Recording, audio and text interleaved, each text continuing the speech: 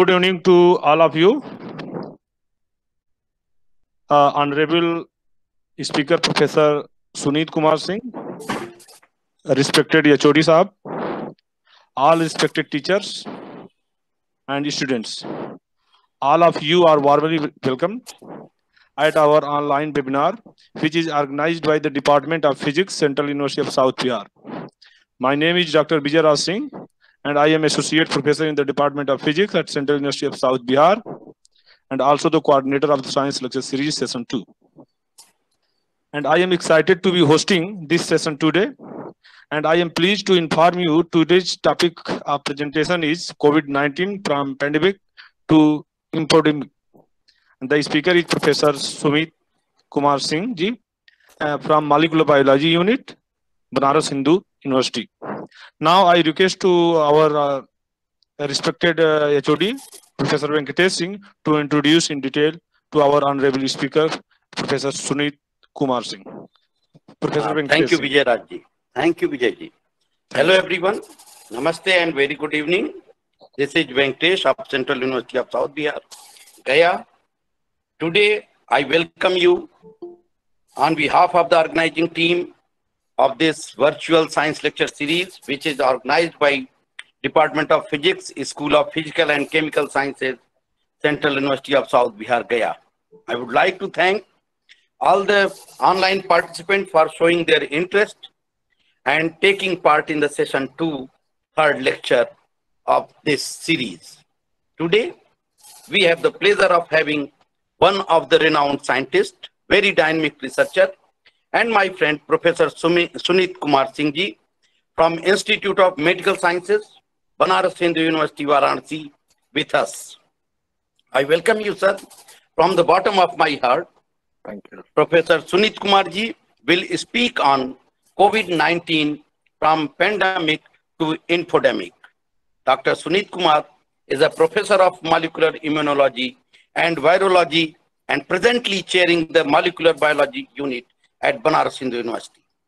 Professor Singh completed his PhD degree from the University of Würzburg, Germany.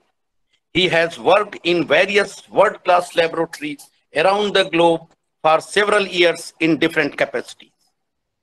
Professor Sunit ji has authored many books in the area of infectious diseases.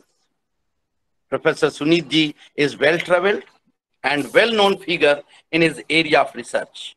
This lecture will remove myths and create a strong platform to the facts of COVID-19 pandemic. His lecture topic is the need of present situation, not only on our country, but the whole world. I hope this lecture will be very helpful for today present audience of this science lecture series. As I have always mentioned before each lecture, that our speakers are internationally renowned and real gems of their area. Therefore, they do not need detailed introduction. However, for curious, young and motivated participants, we have already uploaded his very short CV on the science lecture website and Facebook.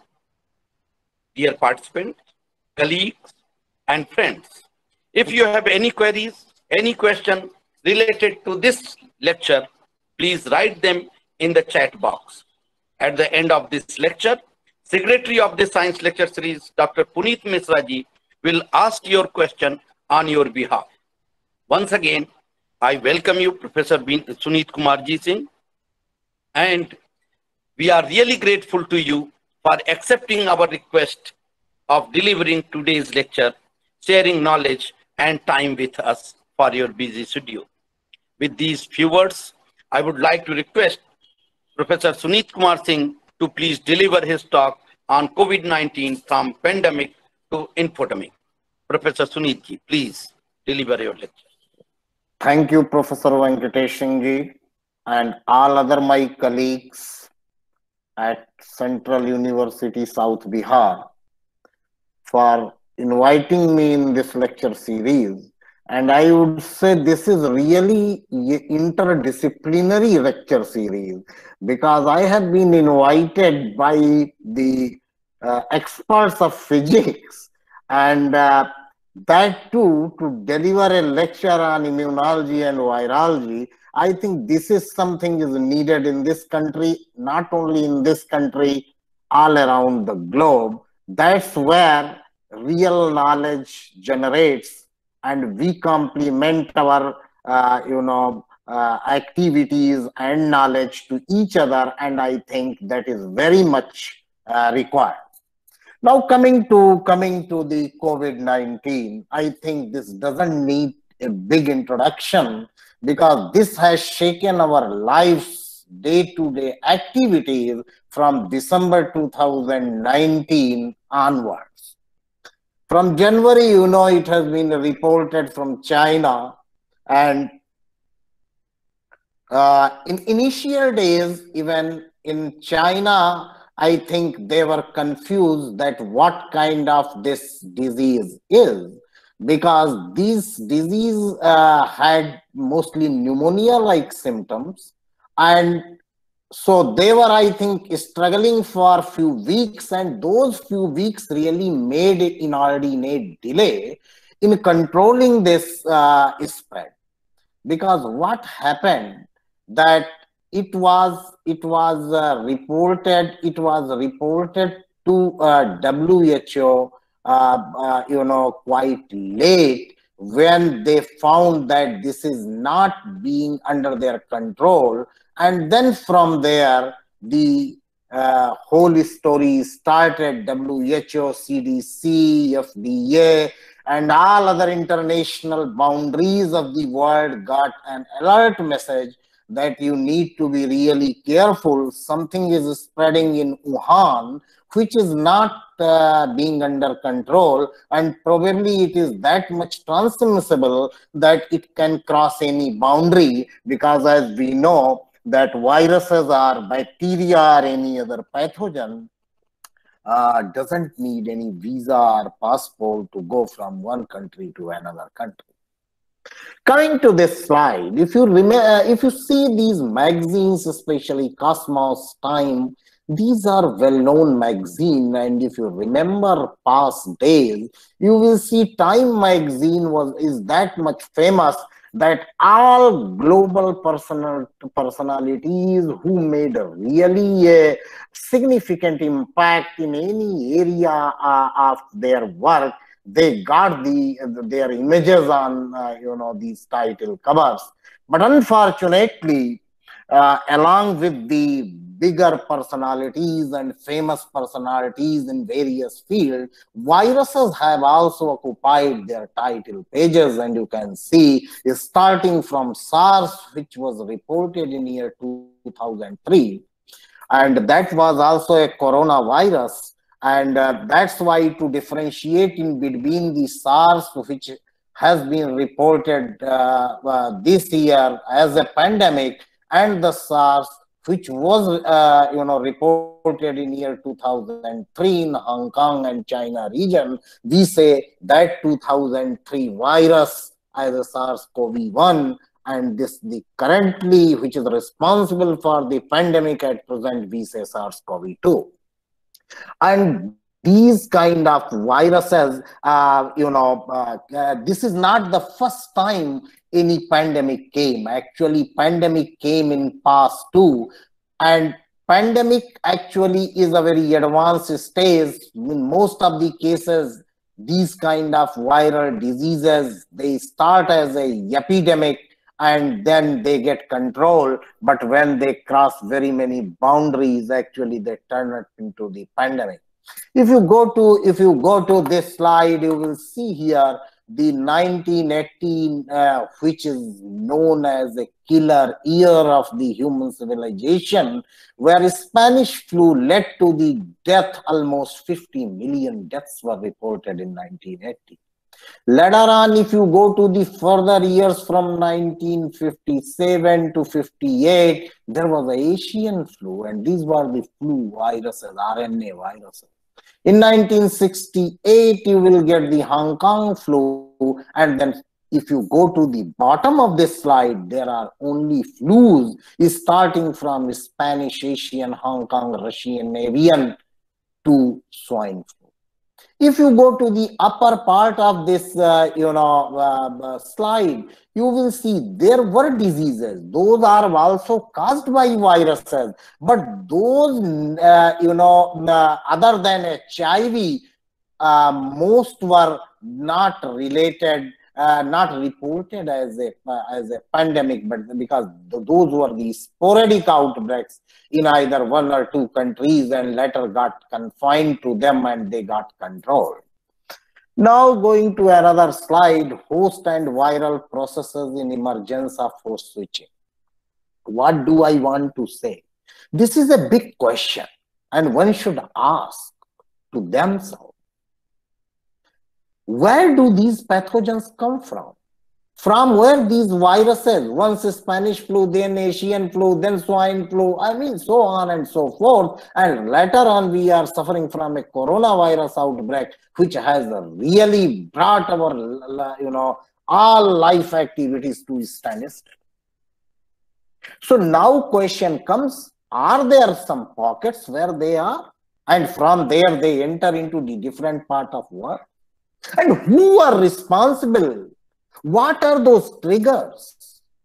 Considering all these, I would tell you that sometimes our man-made activity, anthropogenic activity, and those activities which are really responsible for our selfishness, and that too up to the greediness level, when we are interested to enter into the virgin territories of the forest, which is really habitat of animals, wildlife. If we have a right to be a part of the society, there is a society of wild animals too, and they have all the rights to live. But due to our activities, man-made activities, and what are those man-made activities? Activities in the form of construction of the big industries, construction of concrete jungles, in the form of the, different high-rise building flats and so on and so forth, actually have broken the boundary in between the human society and the wildlife animal society in a way, and then populations are overlapping to each other. Now, so what I want to say by this slide tells we as a human get exposed to different pathogens every day. Virus and bacteria which are even not visible from our naked eye. But most of the time our immune system is that smart enough that tackles them and counter them, and then we remain healthy. And if you see, this slide tells you we have a distributor. Who are host? We are the host actually, because we are getting different such kind of activities. So our behavior and contact rates, pathogen transmission route, because this is the pathogen which is SARS-CoV-2 is pathogenic route is mostly through respiratory routes or mucosal surfaces. What are mucosal surfaces? Actually, there is a confusion. Sometimes people say just you cover your face by mask. Yes, that is the main route. But your eyes, where mucosal surfaces are there, even if you get some kind of a splash in the form of drops or aerosols, there are chances of infection. So you need to be very careful with this. So now, number one thing you need to understand, suppose I am staying at Banaras and I come to your part where your university exists, because I never visited that part. So it would not be easy for me to venture into that area and to find out the places, because I had never gone to that area. Same way, it is very difficult for viruses which are harboring animals as their reservoir to jump from those animals to the human population. It's very difficult. You would ask me, why is this difficult? The difficulty is due to a fact that once you cross a species barrier, there are very many biological factors, and those biological factors just, try to intervene viral infection. It's not easy for a virus just to infect because our immune system, our cellular system is full of different immune cells as well as antiviral proteins, and which express from time to time to counterattack these viruses. As I gave you an example, that if I come to your university, don't know that area, it would be difficult. So what would I do if I had to come to your university? I will try to find out some of my friends and stay in their family or in their houses for a few days, and then they will tell me, okay, you need to go from here to there and there to here. So what do these viruses do? Once they cross a species barrier to the human population, they don't jump directly. So if their reservoir is one animal, they try to come to and jump to another species which is more closely related to the human species, and then they stay there for few years, might be few months, in order to acclimatize, and then from there they go to human species, they jump to human species. I will tell you in later slides. Anthropogenic factor. These are man-made factors, which I told you, population growth. Why are we venturing into the area of forest land, and that forest land which is really reserved for animals? Because we need space to live.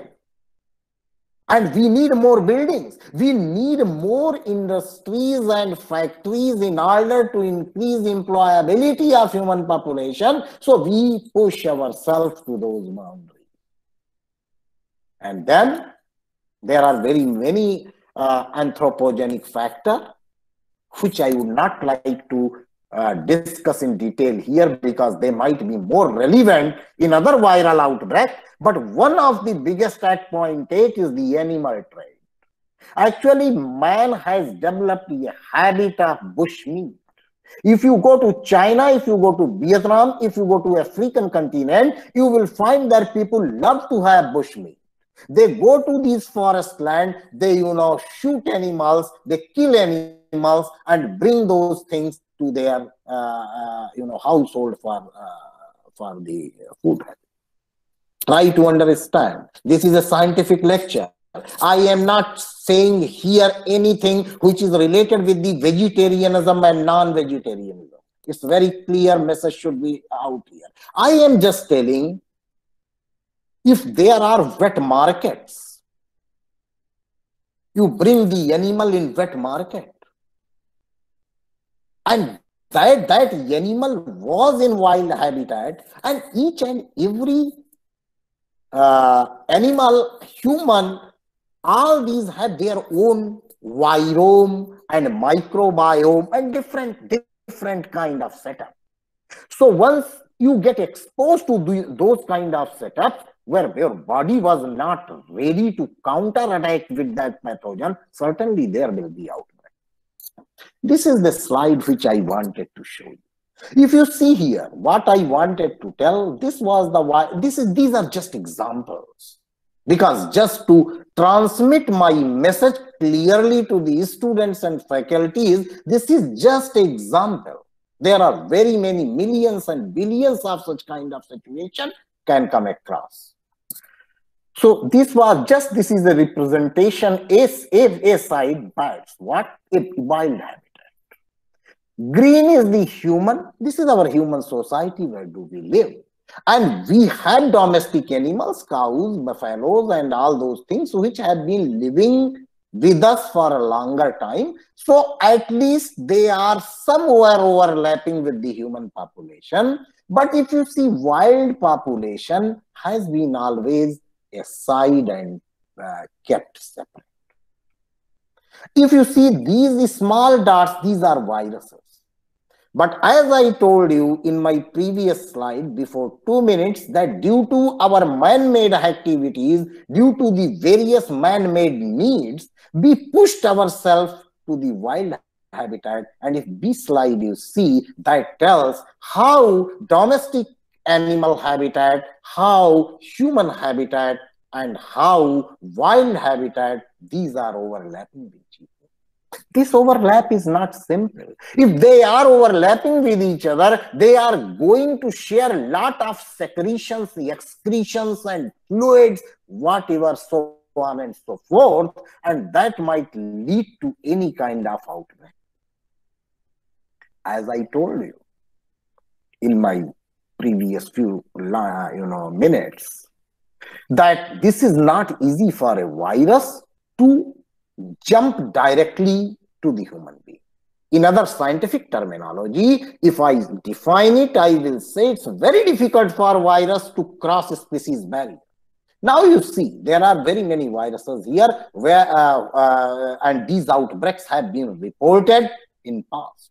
Hendra, Nipah, SARS, MERS, these are. So now, Nipah virus, if you see here, these are bats. Bats were the primary reservoirs, and from bats it jumped to the pigs, swines, and from there it went to the human. So now this primary, and this is the intermediate reservoir where this virus acclimatizes it for a long time before jumping to the human population.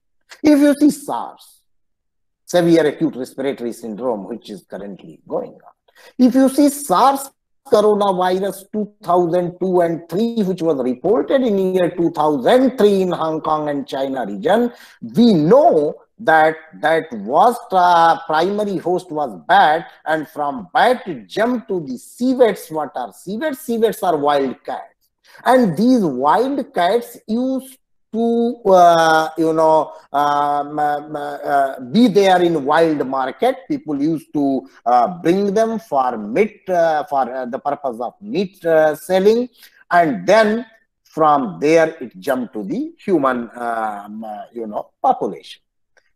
And same is Middle East respiratory syndrome. It was reported in 2009 in the Saudi Arabia, where this was also reported to be jumped from bats, and then it jumped to the camel, and from camels it reached to the human population, and fatality was quite high.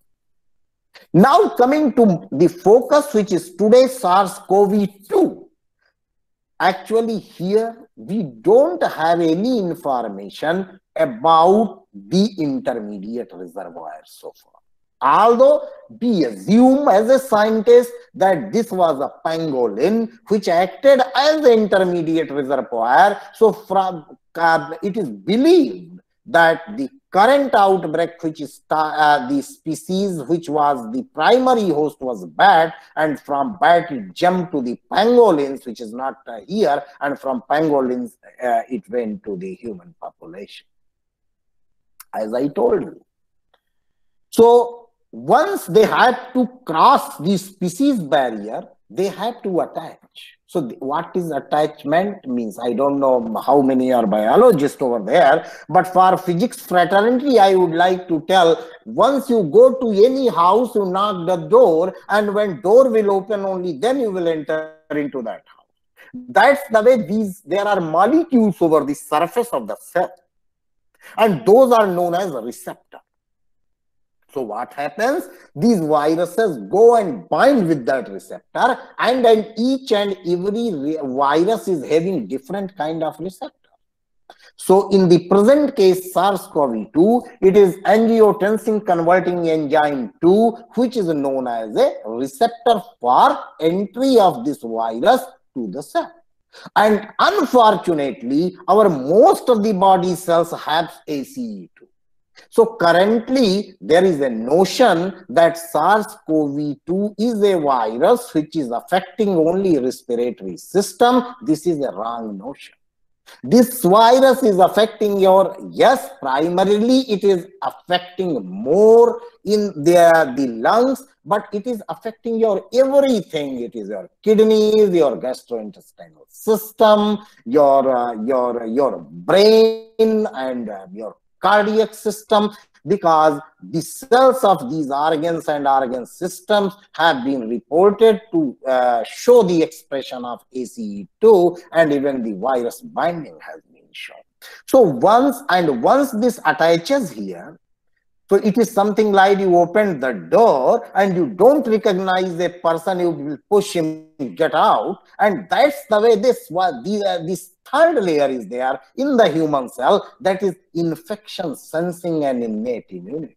So our immune system is programmed in that way, that we have different kind of molecules to which we say pathogen associated, pattern recognition receptors, and they recognize, yes, something is wrong here, and they just give an alert signal to innate immune system, and later on innate immune system gives an alert signal to adaptive, and whole our immune system gets activated. Come on, we have not to allow this virus or bacteria to survive, and push it back. So all these factors are there. So now you can understand, if a virus is successfully crossing one species, then that virus has to be strong enough in terms of different strategies by which it can avoid the immunity, immune response of the cellular system in order to be successful in the entry and to infect the thing. To body. This is just an example, I believe. You see, these are the cages, and this was the cartoon from a wet market in Guangdong province of China. You can see here, different kind of animals have been packed together in a cage. Now, I am giving you an example. If different species of wild animals are packed in a cage, why are they packed? Because we humans want to sell more meat. So we don't want to see here whether those animals are comfortable or not. We just, jam pack in order to maximally utilize the space available in cage. And then what happens by that jam packed, situation? These animals share their salivary secretion, their tear secretion, their, excretory material. So now you can say that whatever is available in one animal can get another animal can acquire through the exposure, and the vice versa. So that's the way this happens. So this virus, coronavirus 2, it belongs to the beta coronavirus family, and beta coronavirus family has been very notorious so far. So far, it has given another way I would say, it troubled the human society by the way of SARS-CoV-1 outbreak in the year 2003, and later on Middle East respiratory syndrome virus in the Saudi Arabia in 2009, and now from December 2019, we are suffering from an outbreak that is also from a member of the beta coronavirus family, and that is SARS coronavirus 2. This is a beautiful virus. If you see the picture, is quite beautiful. And why I had shown this beautiful picture here, because most of the things are now being talked or developed in terms of therapeutics or vaccine. We are talking about the spike protein. What this spike protein does, this spike protein binds with the receptor, and that is the angiotensin converting enzyme to receptor, which is present over our lung cells, lung alveoli, gastrointestinal system, cardiac system, and then binding takes place, and through binding, through the process of endocytosis, it enters into the cell and multiplies their number. That's the way it does. This is just a very nice example what I wanted to tell you in year 2003 SARS-CoV outbreak. See, same ACE2, angiotensin converting enzyme 2 is present on these 3 species. But you know, once species diversification takes place, genetic makeup takes place, so sequences of the different amino acids are varying in these ACE2 receptors available in the civets, available in the civets and bats and the humans, but more or less there are some conserved regions too. And that is the so once virus crosses from one to another, virus develops lot of mutations, lot of genetic changes in order to bind efficiently with the receptor in the cat, receptor in the human. And this is just a slide which tells you from December 2019, this all is started, and this is the old slide. But now we are having, millions of people, suffering from this virus and so many deaths. What happens? This is a little bit complicated slide, and this slide tells how your virus once, okay, so now there is a $1 million question. One thing you try to know here, that this virus is very transmissible, but not very much pathogen. So what I mean to say, if the pathogenicity would have gone in the same way as its transmissibility, scenario would have been different. So what I want to say here, this is a cartoon which is showing lung picture, the details of lung, and when this virus binds, different kind of immunological action takes place in the pharma pro-inflammatory factors, like these are the cytokines, and then lot of immune cell macrophages and CD4 T cell and all, they infiltrate into lung where your virus is harboring to contain it. But unfortunately, you try to understand one thing, that sometimes, so now there is a $1 million question. Whether virus is killing us, I would say it's not very much virus is killing. It's our hyperactivated immune response, which wants to bring this virus to the heart, is that much efficiently, activated, even not efficiently, I would say it's hyperactivated, and which is releasing a lot of soup in your lung cells in the pharma pro-inflammatory factor. So this is an immune response which is really affecting your lung and lung cells very badly. And here you can see these are beautiful lung alveoli cells. So what happens once this virus comes to the lung alveoli cells, and lot of immune cells reach in the lung alveoli in order to contain this virus, and these immune cells secretes a lot of cytokines and chemokines, and once that is there inside, so lot of a kind of war happens, a immunological war to contain this virus. And if there will be war, certainly there will be destruction, and that's the way, due to this hyperactivated immunological war against this virus, lot of delicate in lung cells, lung alveoli cells, they get destroyed. Even blood capillaries get destroyed. That's why patients start feeling suffocation or hypoxia, means lowered oxygen. And that's why patient in critical stages is referred to go to the hospital, where he can be put on ventilator or oxygen support. So that is the biggest problem. And it is now seen that most of these diseases, most of these complications are really affecting those patients who are suffering from comorbid conditions. And comorbid condition, what do I mean to say by this? suffering from diabetes, suffering from heart dysfunctions, suffering from nephrological disorder, I mean to say kidney disorder. So these kind of patients are more prone, and if they are aged, they are also prone. The reason, okay, so now people say that this is, a lot of old people are dying and young people are healthy. I would try to give a very clear message here. This virus doesn't differentiate in between your age, whether you are young, old, or whatsoever. But what happens in normal conditions also, as you grow older, your immune system gets older.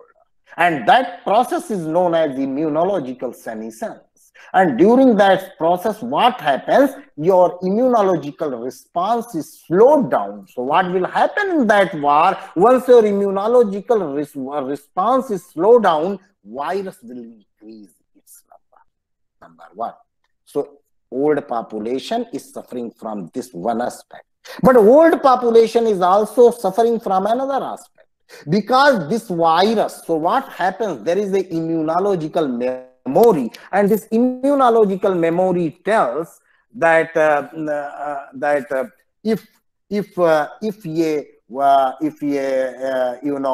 any pathogen has infected us, then our body immunological system remembers it, and that's known as immunological memory. So next time if the same pathogen comes and attack, there are memory cells which will start proliferating their number and just counterattack with it. But now try to understand here, this virus is new. Our immune system has not even seen it. So what happens? So when immune system sees something very strange, it tries to overpower with its full effort. And that full effort is known as hyperactivation. And that hyperactivation leads to destruction. And that further leads to the respiratory disorder, and we say that acute respiratory distress syndrome, and then patient go to the ventilator, oxygen support. But one thing I would like to tell here, very many persons are getting very fine too in due course of time. Means there will be very many in this population who would have got exposed and got some symptoms like flu and became healthy in due course of the time. So it's not that this virus is killing everybody. This is a myth. But yes, persons who are old, persons who are suffering from comorbid condition, they are more vulnerable. But there is a semicolon. With caution, I don't take this message that younger population is safe. It can be equally fatal to you. So what you need to do, you have to follow the precautionary measures which are based on the health advisories from time to time in the form of, you use masks, you use sanitizers, and keep your place clean and healthy. So stay healthy and safe. Now coming to little bit social aspect. So you would have remember, now I think physics comes over here, you guys will enjoy. And that's what I have been seeing for a long time. And I have been, to different interviews within India and abroad. I have spoken on this issue. And the issue is this. Now, first, when this virus outbreak was, reported, it was said that this is mediated by droplet infection. Droplet means a 2 meter, almost 6 feet. So what is droplets? If anything which is in between 5 to 10 micron size, that is known as a droplet. Means these are cough. When you cough, this kind of spray comes. Okay. So it was reported that a 5 to 10 micron size droplets, and those droplets, you guys are physics from physics, due to their bigger size, due to the gravitational force, it is expected that they will be falling somewhere in the range of 1 to 2 meters. But unfortunately, this is a biological system. This is not very much calibrated just to release the droplets. Once droplet generation will be there, it is also certain there will be the drops of even lesser than a 5 micron size, and then that could come under the category of aerosol. And if aerosol is there, that can push by air that can be in our environment for a longer duration. That's why it is said, whether it is spreading through droplets, and now it's getting clearer and clearer that aerosolic transmission is also coming into the picture. So whatever transmission, try to understand that you need to cover your face and by mask and use sanitizers and things in order to avoid the acquiring infection. This is the thing. Rule 1, avoid close contact. Rule 2, avoid crowds, avoid parties, about big conferences. Avoid 3, touching your eyes, nose, and mouth. Actually, this comes also in etiquette, but unfortunately means we never followed it, and normally we don't follow. We have to follow that. Once you don't touch these special organs where mucosal surfaces are. Wash your hands regularly, frequently. Why is it recommended? Because suppose you went from one room to another room to meet with your colleague, and suppose your colleague is suffering from infection without any symptoms, because this is also reported and very commonly in this outbreak that there are few who are having enormous, very symptomatic are there, but there are very many who are harboring the virus but they are not having any symptoms. So you don't know if another guy is having any infection, and if he touched any of these eyes, nose, and mouth, then what is happening? He will put his hand on table, and you went and unknowingly you touch the place, you might acquire. So protect others, seek information, and be healthy.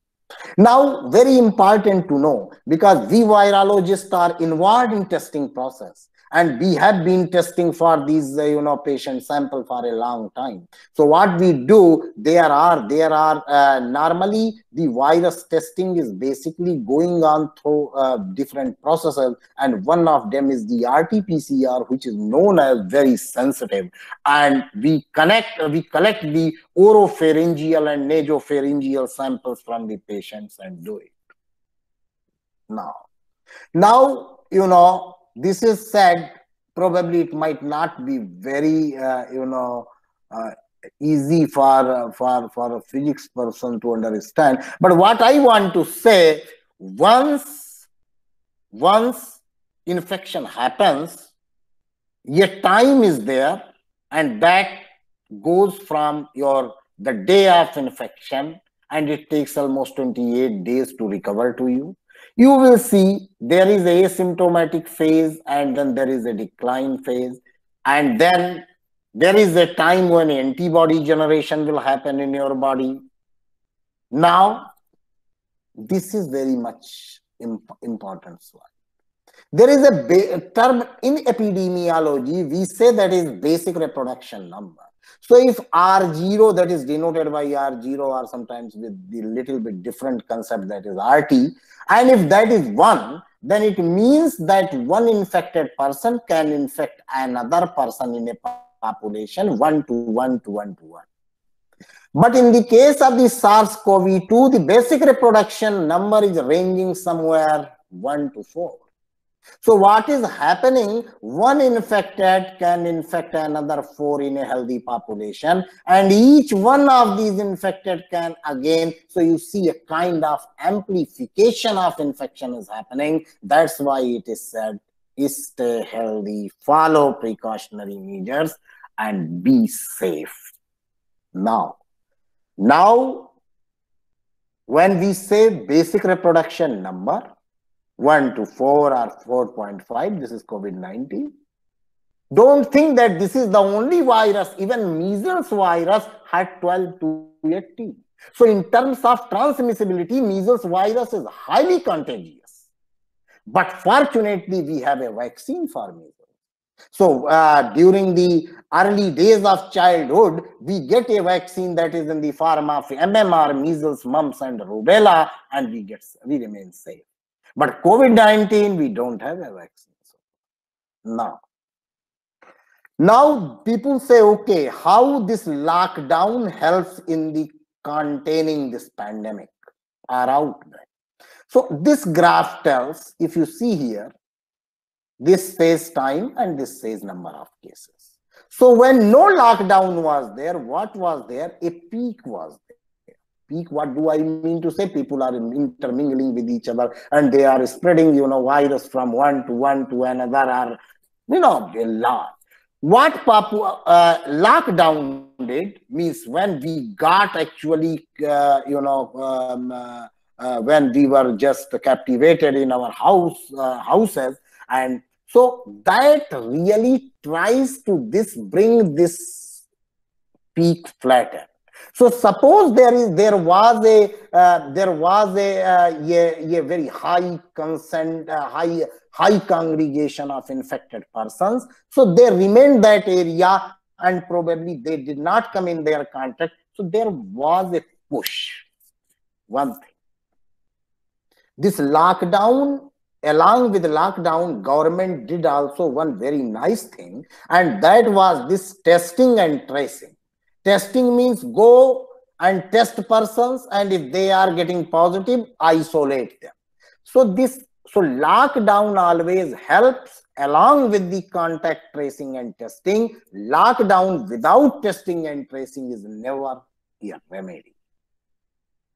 Now, once lockdown got over, we got excited and everybody got a little bit relieved and in a way also became careless. So once government opened the lockdown due to various reasons, because it's very difficult to, to keep a country in a standstill position for many months, because economy is there, in unemployment was getting generated, and people were, getting panic in their houses. There were a lot of psychological disorders started, coming across during this lockdown. So government, people say government did this and that. No, there are policymakers, there are health experts. They thought now you open the lockdown in a phased manner. But while opening the lockdown in phased manner, government never said to us that don't wear a mask and don't be and be casual. But this is the habit, and that's why you say this another peak started, and now we are whatever is currently going on, somewhere it is the product of that. Search of therapeutics. Lot of vaccines are being tried everywhere. Lot of plasma therapies are being tried everywhere, and now in due course of time it is expected that we will have something which will be really useful for us. Now there are medicine like remdesivir. Remdesivir is a retroviral drug, and this remdesivir was had given a very nice response during the Ebola virus infection. That's why what happens during these pandemics, because we don't know when the day and time of the pandemic. So what people do when such kind of pandemic happens, the scientists, they try to use drugs which were actually developed for other indications, just to try to see whether it is being helpful in the current pandemic, and that process is known as repurposing of drug. And along with that, remdesivir tried to actually reduce the period of sickness. Lopinavir, ritonavir, these are protease inhibitor of the virus, so they also had some effect. But still, we don't have anything in your hand which is really panacea, and we can say, okay, we are going to have it and we are going to be fine. That is now coming to the vaccine candidates. Lot of vaccines are being tried. Vaccine and live attenuated vaccine, even the nucleic based vaccine, subunit vaccine, those are based on the proteins of the virus, viral vector vaccine, so on and so forth. And now, one vaccine which is really giving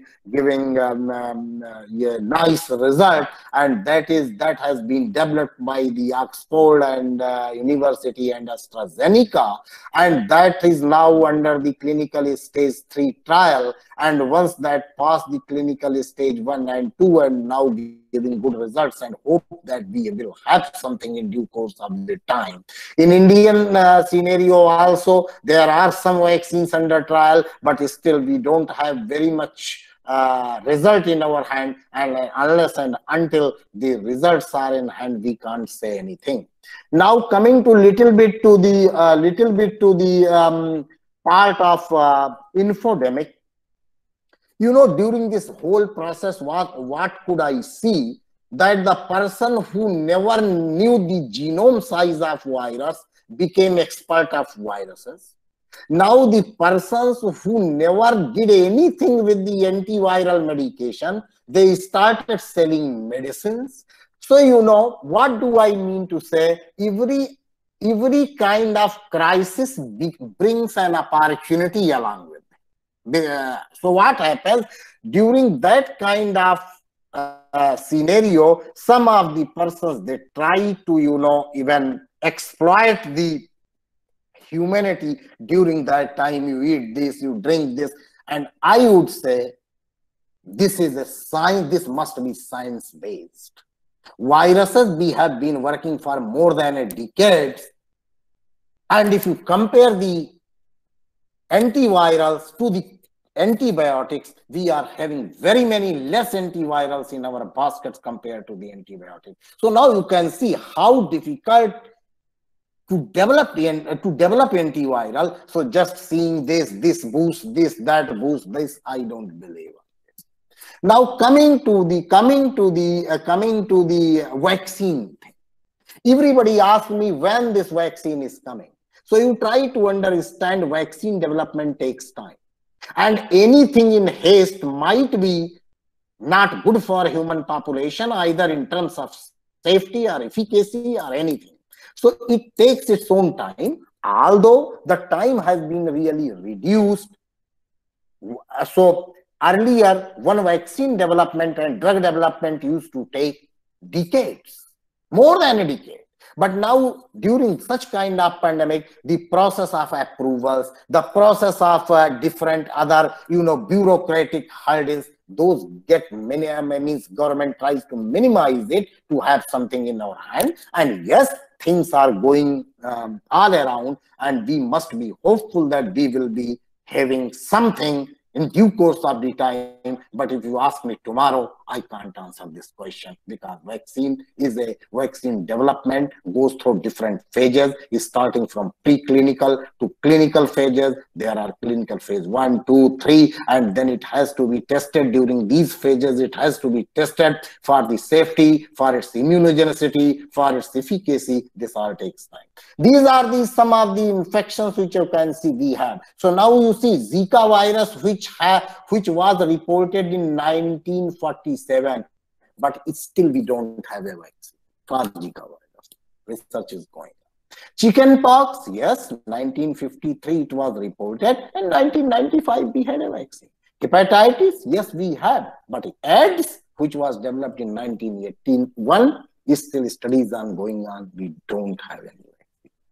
And the SARS, yes, a vaccine process was started in 2003 when SARS outbreak was reported in Hong Kong, but later on when that got subsided, then those things got cancelled, and that was not actually a good thing. If that platform would have been pushed, probably we might have at least a pipeline ready which could push our COVID-19 vaccine a little earlier.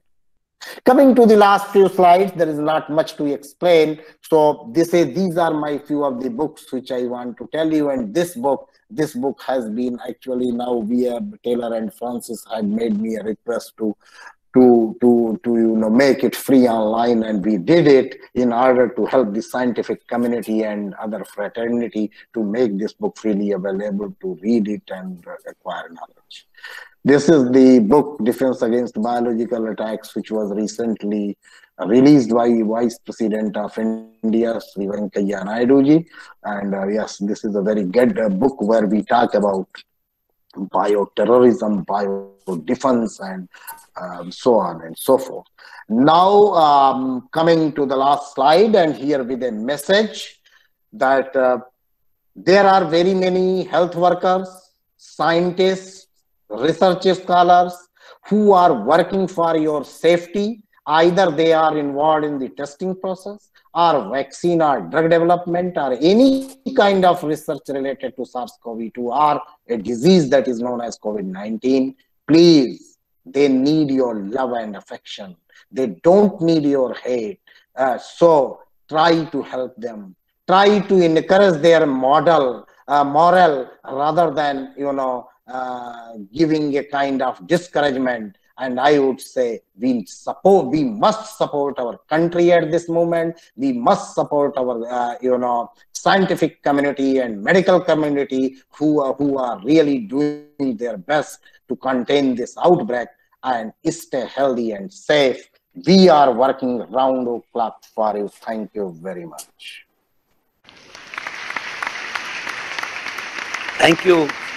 Thank you, Professor Sunit Kumar ji. I would like to request Secretary of this Science Lecture Series, Dr. Puneet Misra ji. You must have questions from the audience side. Please ask on their behalf.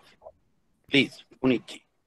Thank you, that would be really great, because now these webinars have become fashion, and unless and until we have some burning questions, actually I don't like to speak. But this is just this becomes a routine talk where I have spoken, people got it. So it would be very great if there are very many questions.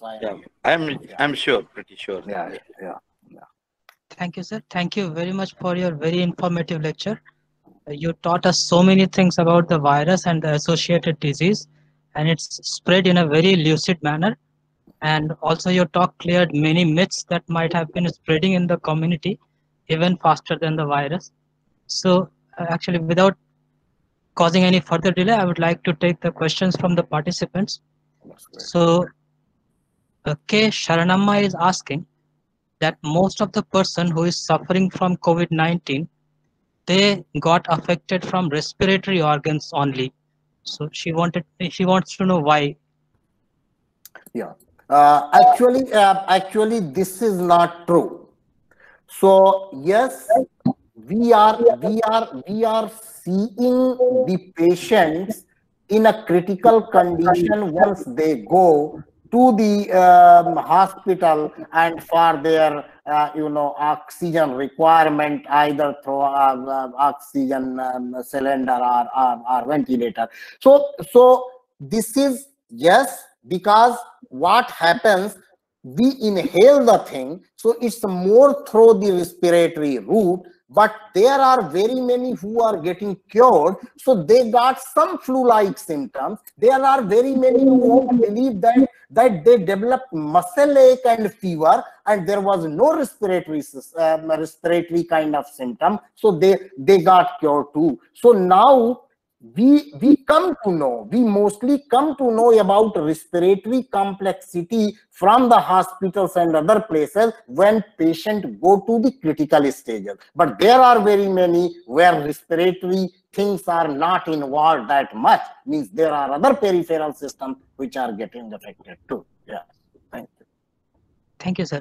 So Dr. Nitin Chandra from our physics department's USB, he wants to know that it seems all the pathogens affecting human beings can survive only in an animal body. A plant body is not a good habitat for them, it seems. So in view of this that's a very good question. Actually, animal viruses and plant viruses are different. So plant viruses are there and they survive in the plant. Okay. But unfortunately, plant viruses have different kind of they need different kind of molecule in the form of receptor to bind and enter, so they cannot infect the human population. Yeah. So, sir, he wants to know your opinion about whether practicing vegetarian habits is better or This is something political question, and I don't want to go into detail of that. This depends on individual liking and their way of thinking. Like I don't eat meat, means I am vegetarian, but I can't force others that others should be vegetarian. It's their own wish. So I will not say what is good or bad. Thank you, sir. Yeah. So, sir, can I interrupt? Yes. Yeah, I just wanted to know what science actually says. I mean, is the vegetarian food better or the non-vegetarian food better? What is science? Science says that our nutrition says that we need both plant and animal protein in our diet to have a healthy body. So, so there should be a balance of it, but this depends on individual culture, individual taste. So, like I couldn't develop a taste for this. I don't eat. Probably there might be many who develop. So this is I think this is much more individual choice and their cultural practices rather than any other issue. Yeah. Thank you, sir.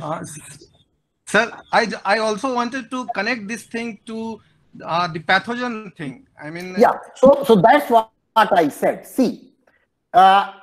These pathogens, normally the pathogens which are coming out as a pandemic or epidemic, if you go in past, that's what I already explained, whether it is SARS-CoV-1, SARS-CoV-2, Middle East Respiratory Syndrome, Ebola virus, Machupo virus, Sabia virus, so on and so forth, they were in the wild habitat. I told you, so wild habitat means you don't go and eat every day bushmeat. Okay, so those are pangolins. There are very many other wild things. So once you get really exposed to them, there are chances of such kind of exposure, because normally, we don't get intermingled with the wild population every day.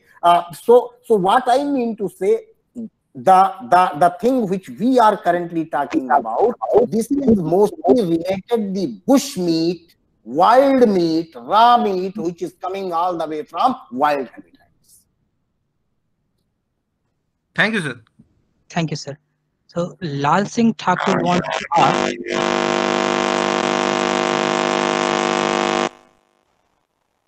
Vijay ji देखिए कहाँ से ये sound आ रहा है. So Lal Singh Thakur wants to ask, what are the environmental conditions where this virus may be ineffective or less effective? Okay. So when this virus came, there was a lot of rumor that, okay, when this will be 42 degrees in our India, it will not come, we will be healthy and there will be no outbreak. But did you see, it all survived all the way from 4 degrees to 45 degrees.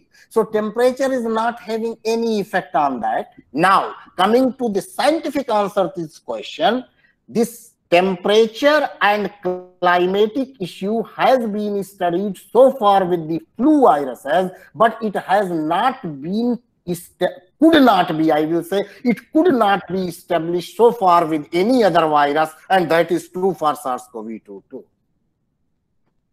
Thank you, sir. He also wants to know what are the after effects of having got COVID and how effective is the use of mask in preventing COVID? Yes.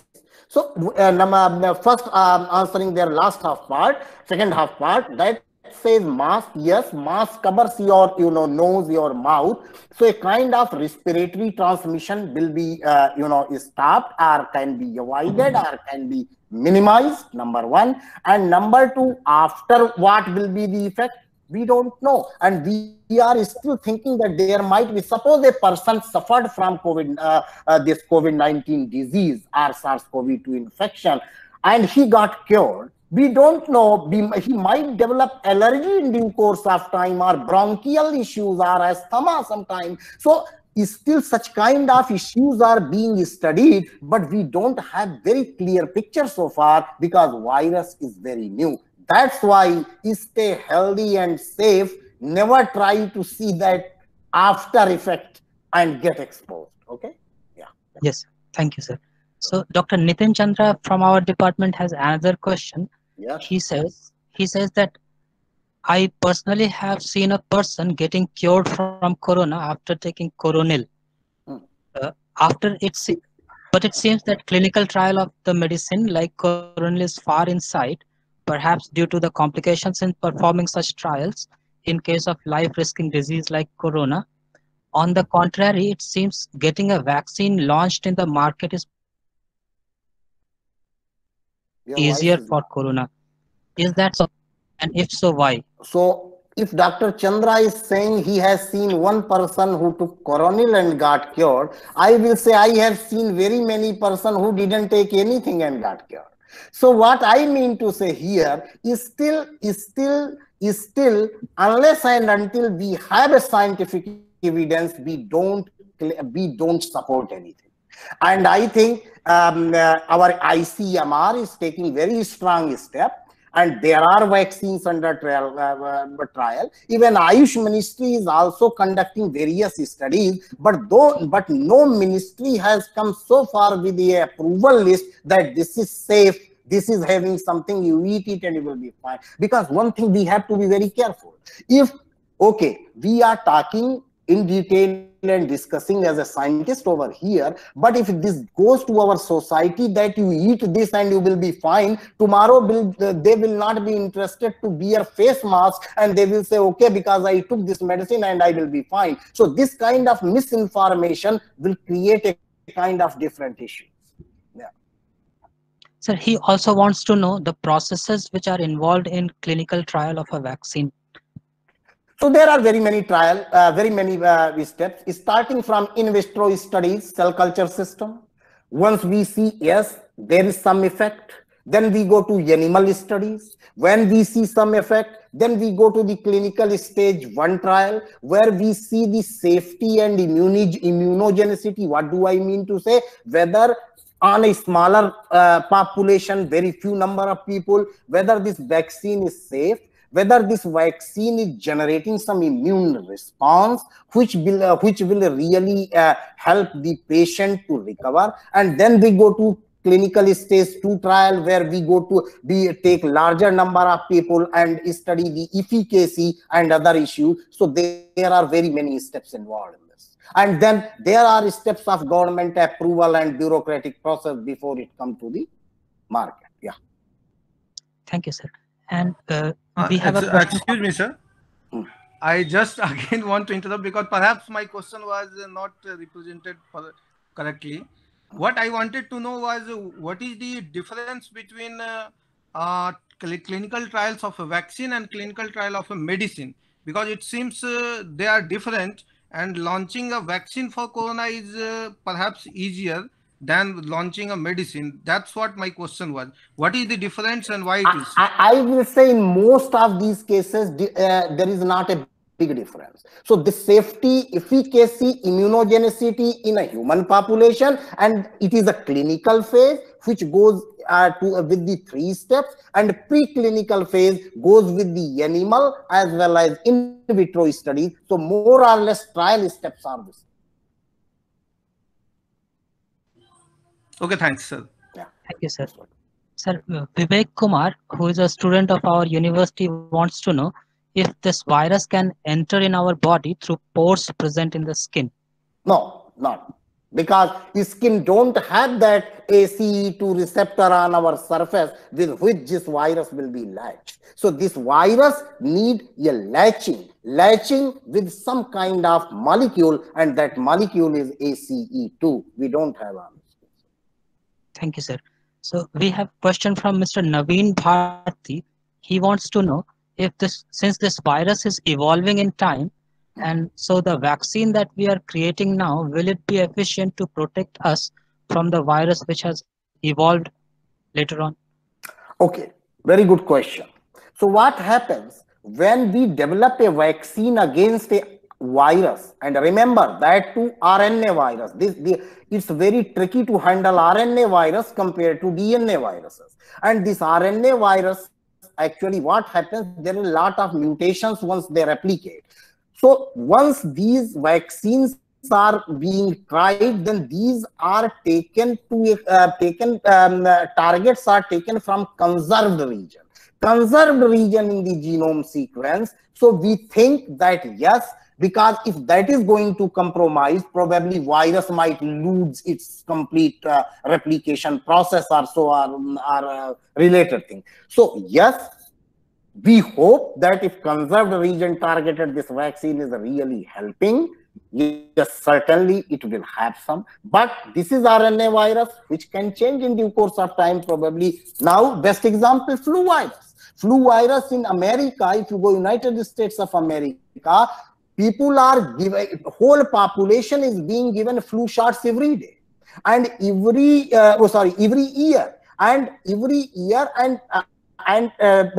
then scientists use a lot of permutation and different algorithms in order to know that what kind of virus is predicted to be next year. Accordingly, they made they keep the so flu vaccines change every year. So because RNA virus, I told you. So yes, we hope that it will be effective. It comes into, but if something goes wrong, yes, challenges are always there with everything. Yes, thank you.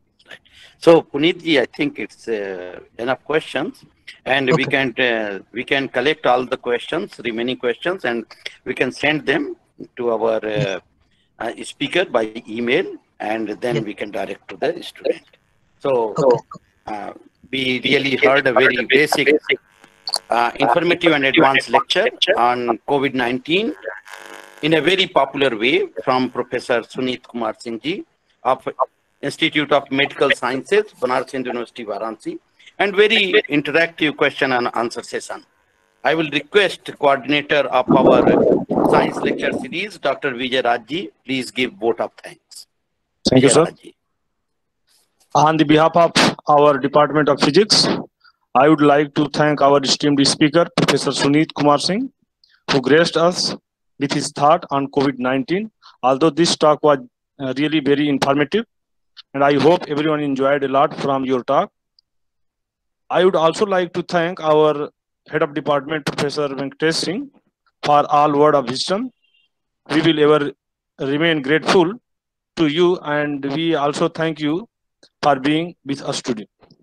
Heartful thanks goes to our all CSB faculties, particularly Professor Budhen Kumar Singh, and also outside CSB faculties who always stand with us.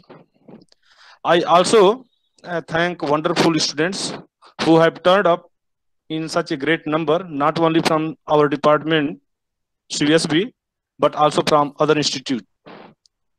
Last but not least, I thank all students for showing their interest in this program. Once again, thank you very much who assembled here. Thank you so much. Thank Okay, you. so dear participants and colleagues, that's all for now.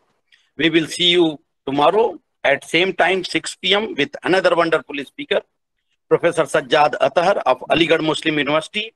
He is internationally well known. Even he has published good number of research papers with Professor Kajita, a Nobel laureate in physics 2015. He will speak on chemistry's periodic table through the eyes of the physicist. Until then, stay safe, stay healthy, and keep thinking. Goodbye. Namaste.